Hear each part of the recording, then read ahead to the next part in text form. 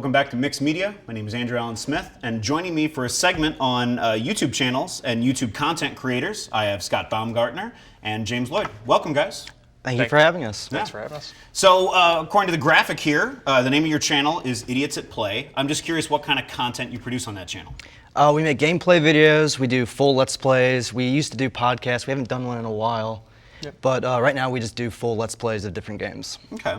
Do you look at this as a hobby, a career? What sort of inspired you to want to do this? Well, I mean, we both played games all the time anyway, and we figured why not record it and put it on the internet like everybody else does. Yeah. I mean, right now it's just a hobby. It'd be nice if it was a career, but as of now, it's just a hobby. Yeah, well, those options certainly exist. Exactly. More and more people are getting into it, though, so obviously the pool is getting diluted quite a lot with lots of YouTubers, but I think the quality tends to kind of raise the top. Right. So, James, how would you describe your channel? If people are looking on YouTube for a gaming channel, how would you describe it to them? We do a lot of kind of horror games right now, as well as some oddball games, not anything that's going to be specifically mainstream or anything like that. But if you're looking for two guys that are going to have a lot of fun playing a game and want to watch us do it and joke around with each other, that's what we're doing. Yeah. We try to make it like a feel of you're in the room with us, and it's just people having a conversation, playing a game, and talking about other stuff and the game. Right. That's actually the best way that I communicate to people why I watch other people play games on YouTube. My wife really doesn't understand it, and I always just tell her it's a college best friend basement simulator. Exactly. Yeah. What would you like to see your channel become in the coming years? Do you have ideas as to where you want to progress your content, how you want to change? I mean, right now we're very limited with the consoles that we have. I'd like to get more consoles so that way we can do a wider selection of games. But I mean, I don't really have a goal of like I want to do this. Like I want to play games that we enjoy playing that we can make entertaining for other people to watch us play. Sure. James, anything that you're hoping that kind of evolves or expands from this? No, just kind of having fun and recording while we're doing it. Okay, yeah. Well, you should be mindful of it because there's a lot of job opportunities in there in this field, particularly with streaming and a lot of where all of that technology is going. Well, let's just talk about games in general, okay? So is there anything coming this fall, because we're getting to the pre-season basically, where it gets to the point where so many games come out that you have to pick and choose which you're gonna play now and which you're gonna buy on sale later. So is there anything coming out in the near future that's really piqued your interest? James, you can go first. Definitely Fallout 4 just came out a couple days ago, so definitely looking forward to playing that one. Battlefront, obviously.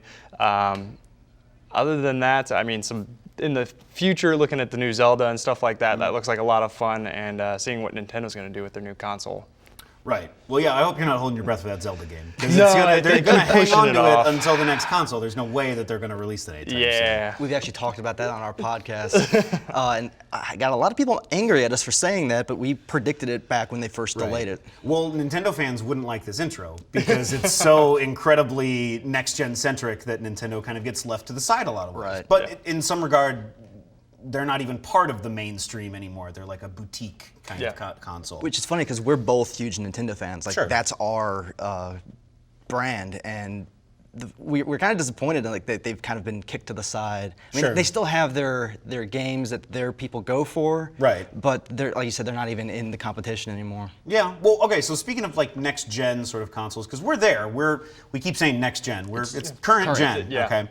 But as we've seen, current gen consoles evolve. You know, things that were on the PS1 when it first came out, you would have never thought that Metal Gear Solid would have come out of that same hardware. Right. So where do you see this sort of next gen going? Is augmented reality going to be a thing? Is virtual reality actually going to be viable for the gaming public? I mean, I know Oculus Rift and there's another one I can't remember the name of, are becoming more and more popular, and I'm seeing a lot of games being developed for it, or games have Oculus support. So I think that's where things are going to be going, is more integrated in virtual reality. Sure. And I'm curious to see if that's maybe what Nintendo wants to do with their next console. I know they're very hush-hush on what it's going to do. Right. But if things made sense, that's where they would go. Sure. But who knows? How about you? Is there anything in particular that you're hoping for, or that you see on the horizon? Well, it definitely looks like the VR is kind of where everything's going. PlayStation kind of demoed the VR on last year's events and stuff like that.